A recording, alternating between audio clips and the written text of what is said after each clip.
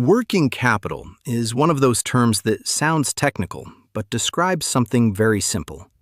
It is the money a business has available to actually run its day-to-day operations. Understanding it tells you, at a glance, whether a business can keep running smoothly or is about to start scrambling. Here is the plain definition. Working capital is what you have that is liquid, minus what you owe in the near term. In accounting language, it is current assets minus current liabilities. But the simple version is this. Take everything the business owns that is cash or will turn into cash soon, subtract everything the business owes soon, and what is left is your working capital, the cushion you actually have to operate with. Let me break down the two sides. On one side are your current assets, the cash in your accounts, the money customers owe you that is arriving soon, and inventory you will sell. These are the resources you can draw on in the near term. On the other side are your current liabilities, the bills you owe suppliers, the short-term debt payments coming due, the obligations landing in the near future. Working capital is the gap between those two sides. When that gap is positive, the business has more near-term resources than near-term obligations.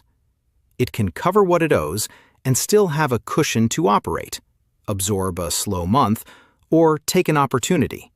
When the gap is negative, when what you owe soon is more than what you have coming in soon, that is a warning sign. It does not always mean failure, but it means the business is operating without a cushion, and any timing hiccup can turn into a real problem. This is why working capital matters so much. It is the practical measure of short-term financial health. Not whether the business is profitable over the year, but whether it can meet its obligations this month and next without stress. A business can be profitable and still have thin working capital. And that is exactly the situation where a profitable business ends up scrambling for cash. There is an important connection here to something we have covered. Working capital and cash flow are related but not the same. Working capital is a snapshot, a picture of your resources against your obligations at a moment in time. Cash flow is the movement of money over time.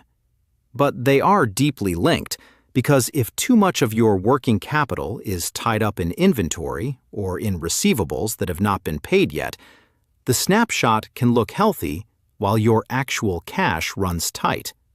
Working capital that is locked up is not the same as working capital you can use. So the honest takeaway is this. Working capital is the operating cushion of a business, the breathing room between what it has and what it owes in the near term. A healthy cushion lets a business run without scrambling, absorb the timing gaps that trip up profitable companies, and move on opportunities. Watching it and understanding what is tied up versus truly available is a core part of running a business that stays steady instead of stressed.